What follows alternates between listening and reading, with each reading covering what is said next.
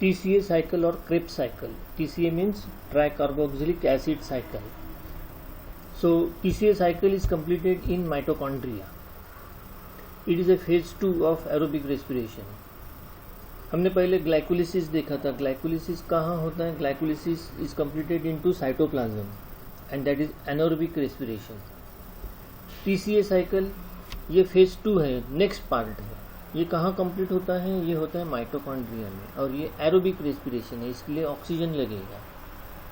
तो that is the difference between glycolysis and this Krebs cycle. Again I repeat, glycolysis cytoplasm में होता है और वो एनारोबिक रेस्पिरेशन है. TCA साइकिल माइटोकॉन्ड्रिया में होता है, दैट इज एरोबिक रेस्पिरेशन. तो ये 3 कार्बन पैरेविक एसिड फॉर्म हुए थे ग्लाइकोलिसिस में, 2 molecules of 3 carbon pyruvic acid. अब ये 3 carbon pyruvic acid it cannot enter directly into mitochondria. Mitochondria के अंदर ये नहीं जा सकते, तो इसका कन्वर्शन होता है एसिटिल CoA में. Therefore it is first converted into suitable 2 carbon compound called acetyl CoA. Look here, ये pyruvic acid is converted into acetyl CoA. TCA cycle reactions occur in the matrix of mitochondria. कहाँ पर होती है TCA cycle? In the matrix of mitochondria. All enzymes are present there. इसके लिए लगने वाले ये सब enzymes matrix में होते हैं. That's why it is completed into the matrix of the mitochondria. Now step by step we see this process. Formation of acetyl CoA, ये पहली स्टेप है, formation of acetyl CoA. So pyruvic acid undergoes oxidation and decarboxylation to form 2 carbon acetyl CoA. Oxidation मतलब क्या है? यहाँ पर ये hydrogen remove हुआ है with the help of enzyme dehydrogenase. तो यहाँ पे हाइड्रोजन रिमूव हुआ है and that removed hydrogen is accepted by NAD and NAD is converted into NADH2. NAD nicotinamide adenine dinucleotide. Nicotinamide adenine dinucleotide, this is NAD, and that hydrogen which is removed in this process is accepted by NAD and NAD is reduced to NADH2. This process is called oxidation and decarboxylation. मतलब यहाँ पे carbon dioxide CO2 is also removed, मतलब एक carbon यहाँ चले गया. तो 3 carbon pyruvic acid becomes 2 carbon acetyl CoA. Okay. Each molecule of pyruvic acid undergoes oxidation and decarboxylation to form 2 carbon acetyl CoA. Removed hydrogen is accepted by NAD and it is reduced to NADH2. This reaction takes place in cytoplasm. तो ये reaction cytoplasm में हो गई. अब ये acetyl CoA can enter into mitochondria. तो ये mitochondria के अंदर enter हो जाएगा.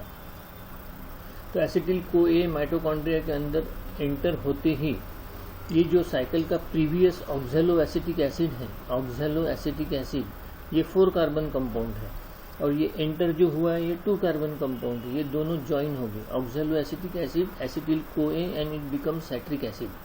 साइट्रेट मतलब साइट्रिक एसिड. ये 6 कार्बन कंपाउंड बन जाएगा. ये 4 carbon and this is 2, 4 + 2 6 carbon.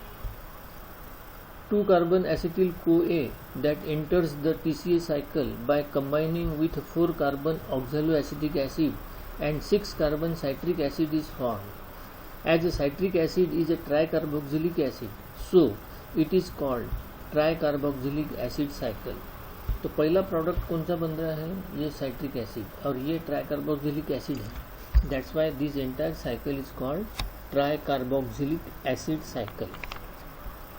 In the next step, 6 carbon citric acid is converted into 6 carbon 6 cis aconitic acid and then it is converted into 6 carbon isocitric acid.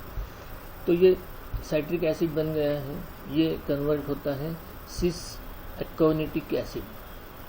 Cis aconitic acid is converted into isocitric acid. Okay. तो यहाँ तक ये process आ चुकी है। The next reaction involves again oxidation of isocitric acid. जहाँ जहाँ oxidation होता है वो स्टेप्स इंपॉर्टेंट है। Next reaction involves oxidation of isocitric acid to form 6 carbon oxalosuccinic acid. Here removed hydrogen is accepted by NAD and it is reduced to NADH2।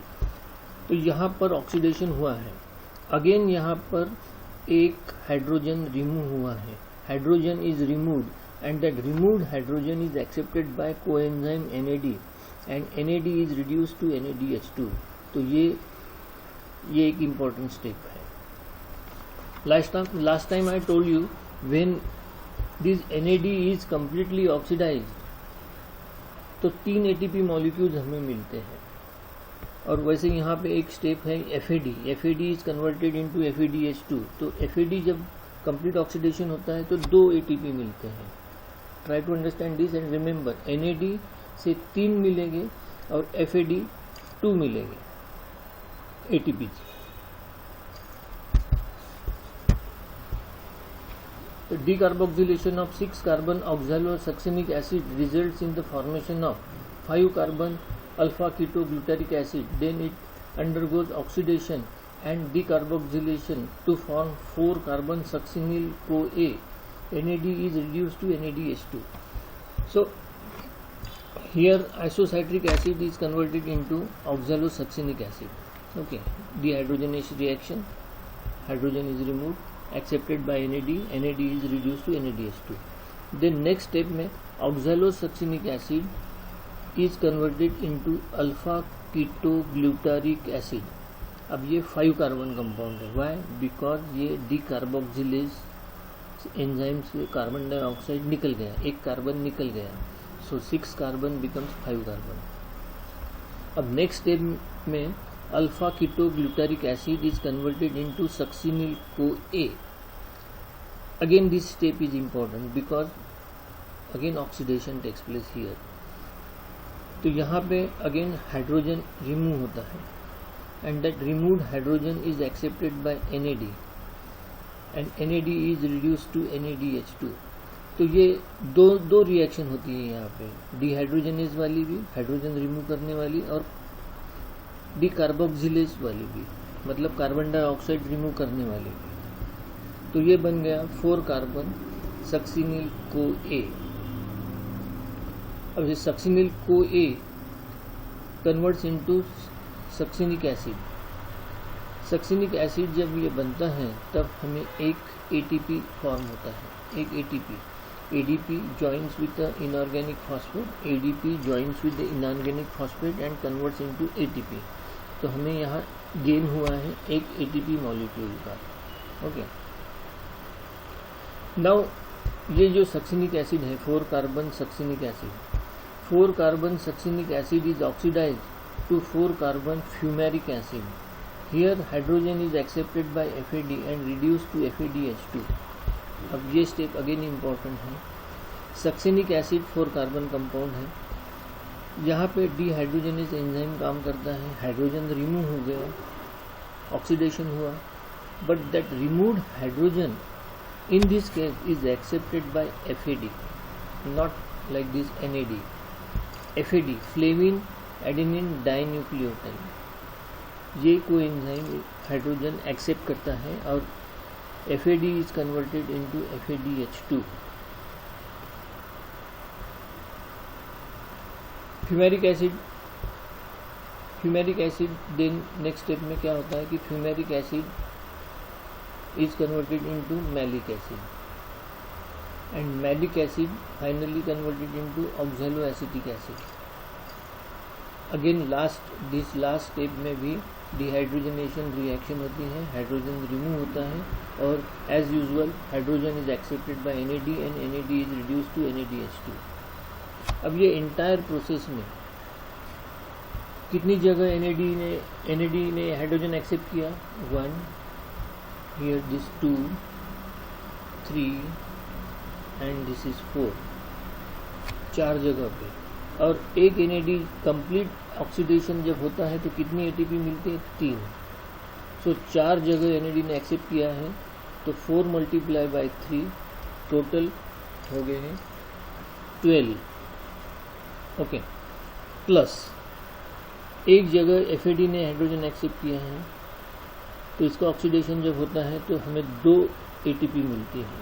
So 14 plus 2, 12 plus 2 14, and now last एक जगह पे एक ATP का gain हुआ था, single ATP, सो 14 plus 1 15।